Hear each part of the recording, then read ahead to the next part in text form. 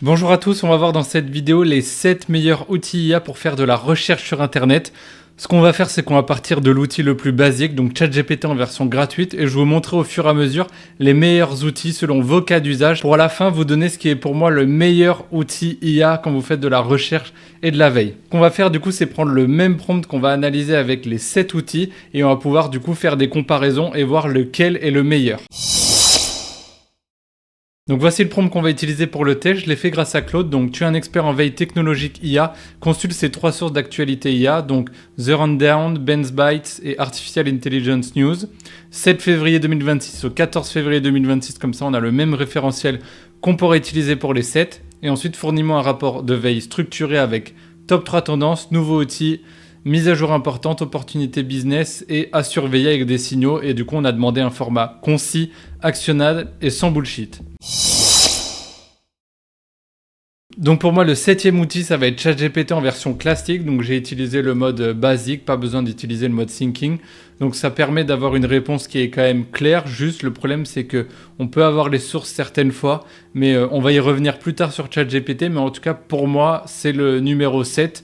Ça marche quand même très bien pour faire de la recherche. Mais si vous voulez vraiment faire de la veille stratégique avec vraiment des choses qui marchent très bien, pour moi, si vous voulez faire vraiment de la veille stratégique avec un rapport complet, ChatGPT en version gratuite n'est pas le meilleur outil pour ça. Il existe déjà d'autres outils IA en version gratuite, vous pouvez utiliser, vous aurez déjà des meilleures réponses, mais ça permet déjà d'avoir un premier aperçu. Si vous faites de la recherche, on va dire, plutôt classique et vous voulez pas trop vous prendre la tête, vous pouvez rester sur ChatGPT en version classique. Là, vous pouvez voir par exemple que grâce du coup au menu à droite, on a une couche de réflexion qui s'applique avec du coup l'activité et on peut voir les différents sites qu'il consulte. Le problème, vous voyez, c'est qu'il y en a 3. Et ensuite, il va en chercher d'autres, donc à voir s'il a bien respecté les sources. Et on verra du coup à la sortie ce qu'il nous a donné comme réponse. Et donc c'est fini, on a du coup le rapport de veille IA du 7 au 14 février 2026. On va pas balayer vraiment toute la réponse. Ce qu'on va voir du coup, c'est les top 3 des tendances. Donc Reasoning passe un cap et devient un produit. Le dev bascule vers le temps réel. Ok, donc OpenAI sort 5.3 Codex. Et Agentic AI égale phase d'industrialisation, donc pour la finance opérationnelle et cybersécurité. En nouveaux outils, donc ça on va pouvoir comparer aussi donc Warp, Oz, Web MCP, Lindy Assistant, Nebula, Kitesurf. Donc ça voilà, on a déjà un premier résultat pour du coup on va dire le 7e outil. C'est quand même une plutôt bonne réponse, mais vous allez voir qu'on va pouvoir faire beaucoup mieux. Donc pour faire beaucoup mieux, donc le 6e outil, ça va être Perplexity. Vous connaissez déjà sûrement Perplexity. Donc nous, ce qu'on va utiliser, c'est la version gratuite, classique de Perplexity. Vous allez voir que pour le même prompt, on va quand même avoir une réponse qui va être de meilleure qualité. Donc là, si vous voulez faire déjà une recherche plus approfondie sur une thématique et faire de la veille, Perplexity en version gratuite est déjà une bonne alternative. On va pouvoir aller plus loin dans les outils d'après. Donc on vient d'avoir la réponse de Perplexity avec le top 3 des tendances. Donc dans un premier temps, on a la montée en puissance de l'Agentic AI. Donc ça, on l'a vu sur ChatGPT déjà. Accélération des grands comptes vers l'AI Production Ready. Et physique plus AI, robot et physical AI. Donc ça, ChatGPT nous en a pas parlé, notamment avec Alibaba pour robots. Donc ça, c'est plutôt quand même une assez grosse nouvelle. Dans la partie nouveaux outils et modèles à connaître, là, on n'a pas vraiment eu, c'est vrai que si on revient sur ChatGPT, on a quand même eu un résultat qui est meilleur, notamment avec DeepSync, Codex et du coup 2 nouveaux modèles.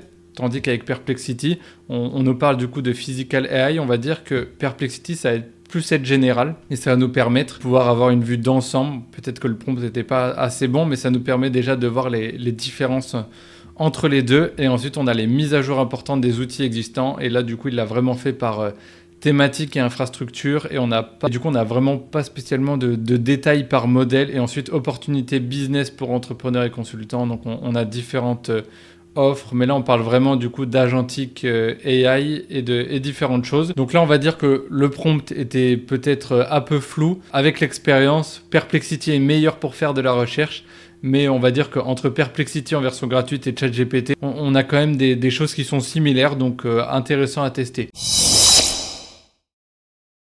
Pour l'outil numéro 5, on va utiliser Gemini. Gemini, du coup, c'est le gros avantage, c'est que vous pouvez faire beaucoup de choses en version gratuite. Quasiment tout, en fait, est possible en version gratuite, ce qui vous permet, du coup, de tester les différents modèles, donc que ce soit rapide, raisonnement ou pro. Nous, ce qu'on va faire du coup, c'est utiliser en mode raisonnement et on aurait pu faire du coup ce qu'on a fait pour Perplexity et ChatGPT, c'est-à-dire faire la requête classique dans le chat. Mais là, ce qu'on va utiliser avec Gemini, c'est le mode Deep Research. Je l'ai mis en numéro 5 parce que c'est une fonctionnalité qui marche quand même super bien. La seule chose que je pourrais trouver comme défaut à Gemini, c'est qu'il respecte pas forcément les 3 sources qu'on lui donne. C'est pour ça que je l'ai mis en dessous le mode agent de ChatGPT et le mode pro de Perplexity. Mais par contre, le gros avantage, c'est que ça vous fait un rapport qui est complet. Donc si vous êtes dans le cas, par exemple, où vous ne donnez pas d'URL précise et que vous cherchez des informations qui sont vérifiables, le mode du coup Deep Research de Gemini, il est vraiment très très puissant. Ça permet de générer un rapport. Je le mets juste du coup en dessous de ChatGPT et le mode agent qu'on va voir juste après du coup en numéro 4. On va utiliser le même prompt. Donc voilà, j'active Deep Research. Avec la version gratuite, vous avez 2 ou 3 Deep Research par jour. Après, c'est réactualisé. Vous pouvez choisir la source, donc recherche, Gmail, Drive, chat et autres. Donc je vais lancer. Donc voilà, j'ai lancé la Deep Research. Donc dans un premier temps, j'ai eu le raisonnement qui s'est affiché. Avant chaque recherche, Gemini, il va vous faire un plan de recherche que vous allez devoir accepter, voir et faire le listing de votre prompt pour savoir s'il a bien compris. Donc analyser le résultat, écrire un rapport. Donc j'ai fait commencer la recherche. Puis ensuite, j'ai attendu 2 ou 3 minutes pour avoir du coup veille IA donc du 7 au 14 février 2026 pour avoir cette réponse. Donc réponse de très très bonne qualité avec dans un premier temps des évolutions qui n'étaient pas forcément demandées, mais il a vraiment fait un rapport de veille stratégique donc sur l'écosystème IA qui est très très complet avec des choses qui n'étaient pas initialement demandées, donc vraiment pour comprendre les dynamiques du coup la macroéconomique et infrastructurelle. Il m'a sorti du coup le top 3 des tendances. Là c'est plutôt des top 3, des tendances on va dire plutôt générales qui respectent ce qui a été demandé, donc avec une transition, souveraineté technologique, guerre froide, des publicités, de la normalisation grand public. Donc ça vraiment, on nous parle de Super Bowl, chose qu'on ne nous avait pas faite juste avant. Et ensuite on a un tableau récap des nouveaux outils, avec notamment donc Codec, Gemini, donc un peu la même réponse que ChatGPT nous a fait. Et ensuite on a vraiment différents outils. Et avec même des calculs, etc. Donc le rapport est très très complet. Gemini, voilà, faut vraiment avoir un prompt qui est très structuré. Pour moi, faut pas lui donner spécialement d'URL, faut vraiment aller le laisser chercher et nous donner les réponses. Ça permet d'avoir un rapport qui est complet. Ensuite, on peut le partager, l'exporter vers Docs. Et du coup, le défaut que je peux trouver à Gemini, il n'est pas tant dans la réponse que je trouve de très bonne qualité, mais il est vraiment dans les sources. Donc par exemple là, les sources sont plutôt bonnes puisque c'est les 3 que j'ai demandé, celle-ci aussi, celle-là aussi, mais par contre, il y en a certaines, voilà, par exemple celle-ci, l'IA efficacité des ressources en santé, Science Daily, j'ai pas demandé à avoir cette source, celle-là non plus, et on voit du coup toutes les sources qu'il a pu utiliser, donc il y a les 4 de ma première source, 3 ici, j'ai pas eu celle du coup Ben's Bytes. Il me semble que voilà, je ne l'ai pas eu, donc il n'a pas été voir. Par contre, il m'en a donné d'autres. Donc intéressant, mais assez gros défaut, parce que si on va aller chercher vraiment sur 3 sources qui sont très précises, c'est un peu les limites avec Gemini. Ensuite, pour moi, la 4e meilleure façon de faire de la recherche sur l'IA, ça va être de retourner sur ChatGPT et cette fois-ci, du coup, réservé au monde payant, vous allez pouvoir utiliser le mode agent.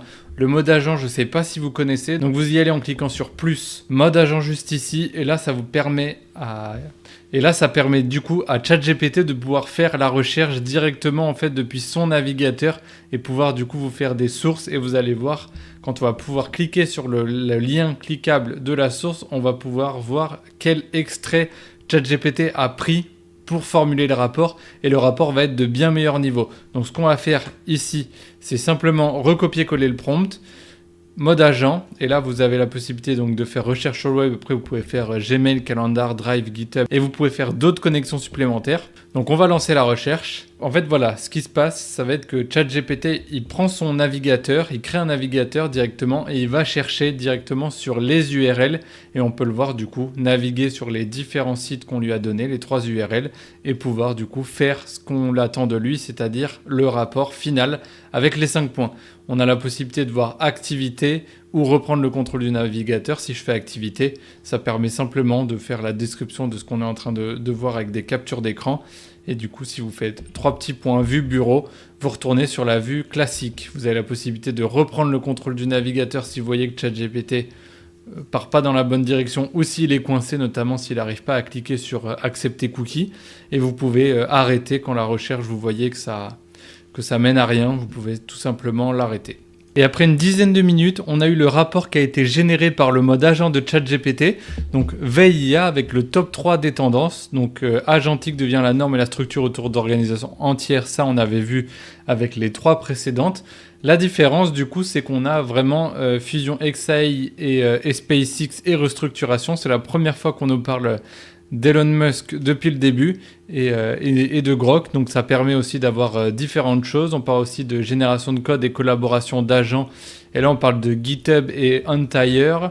Et enfin, un ROI record des systèmes agentiques avec une étude qui nous est montrée avec 60% de ROI et 80%, enfin différents pourcentages. Donc c'est Sidon, ChatGPT nous en a déjà parlé quand on a fait la recherche en version gratuite. Et donc là, on a un nouveau modèle qui est présenté. Donc vous voyez, le rapport qui a été généré, il est quand même du coup de haute valeur. On a un tableau qui a été généré.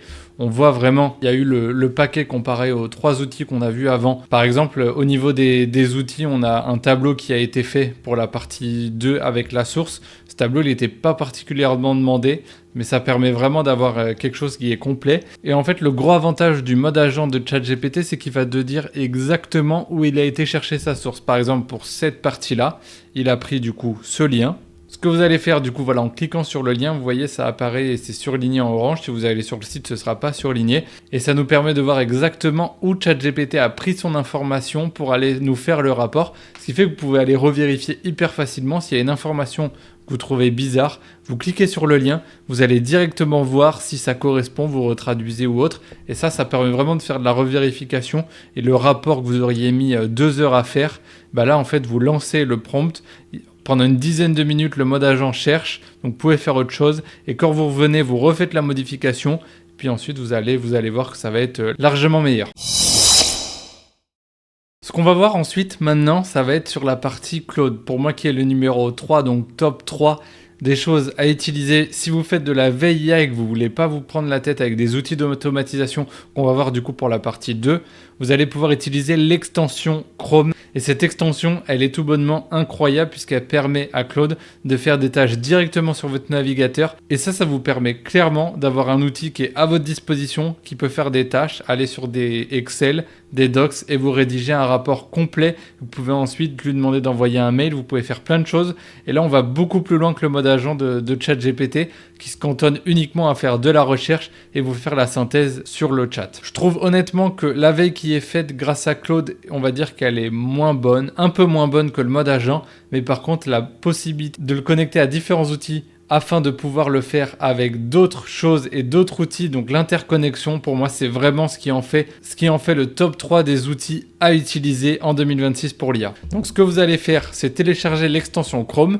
Vous allez pouvoir du coup en haut à droite cliquer sur le Claude directement. Ce que je vais faire du coup, c'est que je vais lancer Google. Et là je me suis mis en Docs, donc je vais faire ajouter à l'onglet groupe, donc Claude, donc là maintenant j'ai les deux. Ensuite, ce que je vais faire, c'est je vais me connecter. Normalement, ça vous déconnecte de temps en temps, donc vous allez juste à vous reconnecter. Donc j'autorise. Donc là, c'est bon, je suis connecté. Je vais utiliser le mode Sonnette 4.5 avec Claude et je vais faire. Vous avez 2 possibilités, demander avant d'agir ou agir sans demander. Ce que je vais faire, moi, c'est agir sans demander. Copier-coller le prompt. Et voilà, j'ai réutilisé le même prompt. J'ai juste ajouté et demandé à Claude de me mettre le résultat dans le docs que je lui ai mis et que je lui ai ouvert dans un onglet. Vous pouvez faire plein de choses avec ce mode, c'est vraiment hyper bien. Donc ce que vous allez faire, c'est directement envoyer. On a donné les 3 URL et là vous allez voir, il va aller du coup faire la recherche directement. Et ce orange sur le côté, ça permet de dire voilà, c'est Claude qui a le contrôle et qui va du coup avoir le contrôle de votre navigateur. Il faut faire attention, c'est en bêta actuellement, il peut y avoir des bugs, des problèmes. Vous allez quand même devoir faire attention à ce qu'il fait pour pouvoir être sûr qu'il ne fait pas n'importe quoi. Là, pour de la recherche et de la veille, ça reste le plus classique et le plus facile. Mais attention, si vous faites quelque chose de plus compliqué, notamment sur LinkedIn, ou aller scraper des informations, je vous conseille de faire gaffe parce qu'il peut vite déraper et vous pouvez du coup soit faire la fonctionnalité demander avant d'agir quand vous faites des choses où vous n'êtes pas très sûr, ou alors bien surveiller ce qu'il est en train de faire. Donc voilà, Claude vient de terminer sa recherche. Donc il y a eu 30 étapes en tout dans sa recherche qui sont décomposés avec notamment les clics de page et nous dire quand il a accédé à certaines choses. Donc le rapport, dans un premier temps, on l'a dans la fenêtre de droite qui nous permet de voir directement ce qu'il a cherché. Donc il nous dit qu'il a compilé dans tout le rapport, il nous a résumé donc les 3 sources qu'il a utilisées, mais ça on lui avait donné, et les points clés à retenir de cette recherche. Donc vous voyez que Coding a atteint son pic, Codex VX Opus 4.6. Entire lève 60 millions, c'est la première fois qu'on a cette information. La Chine, du coup, arrive avec 2 nouveaux modèles et Google revient fort avec DeepSeek. Ça, on l'avait vu avec différents. Donc, ce qu'on va faire, c'est aller dans Documents ici. Et donc, vous voyez, le rapport a été généré directement sur Google Docs. J'aurais pu aussi lui dire de m'envoyer un mail.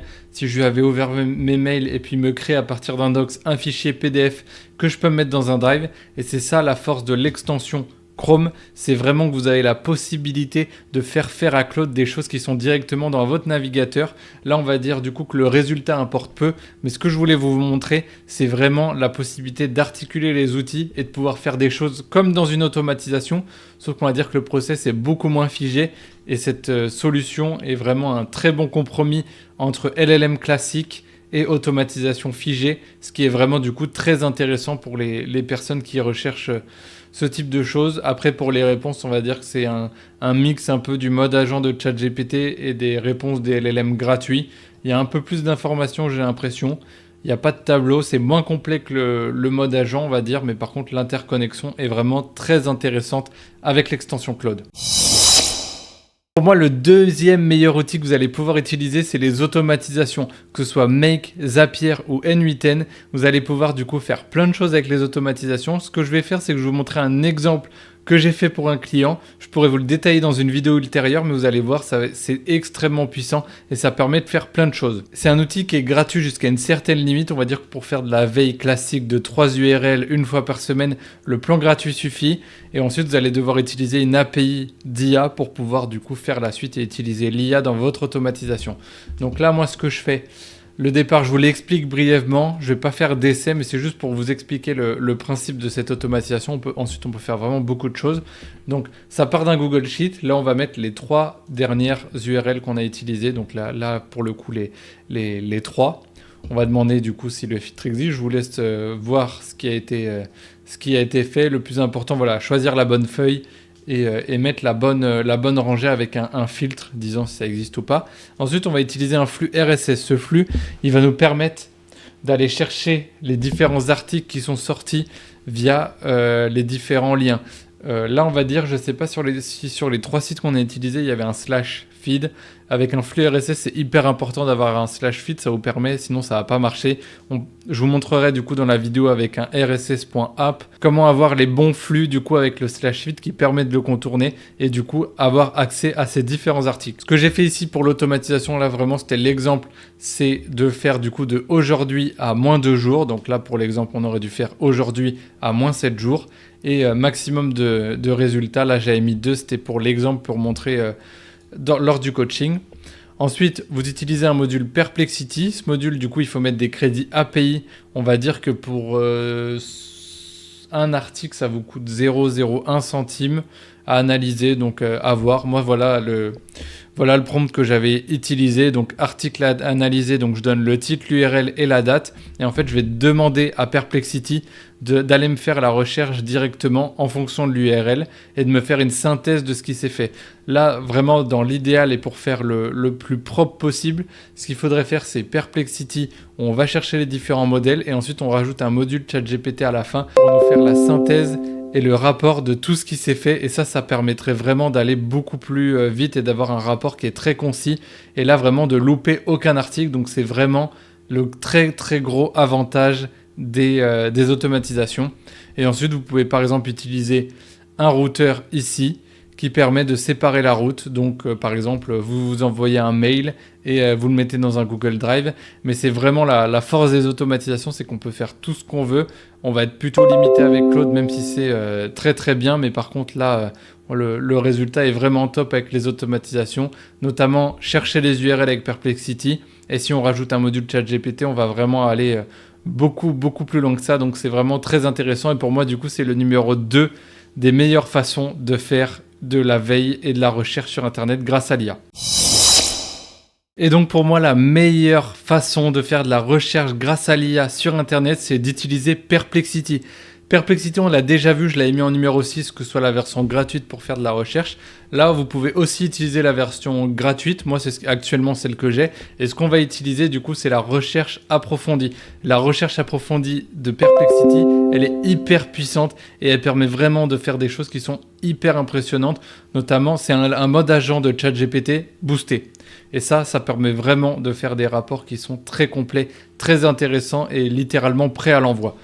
Donc ce que vous allez faire, c'est ce qu'on va faire directement, c'est copier-coller le prompt. Je suis en recherche approfondie, je lance. Donc voilà ce qu'on a eu comme résultat avec Perplexity, le mode Deep Search. Ça nous permet, donc on a pu voir les 10 étapes que Deep Search il a fait.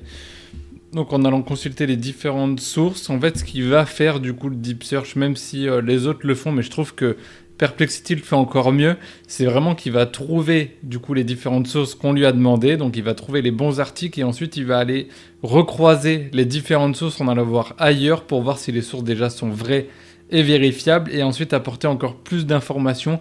Et je trouve que le Perplexity le fait mieux, les autres le font aussi, mais Perplexity vraiment le recroisement de sources est vraiment très intéressant et c'est pour ça que moi c'est l'outil que je privilégie le plus.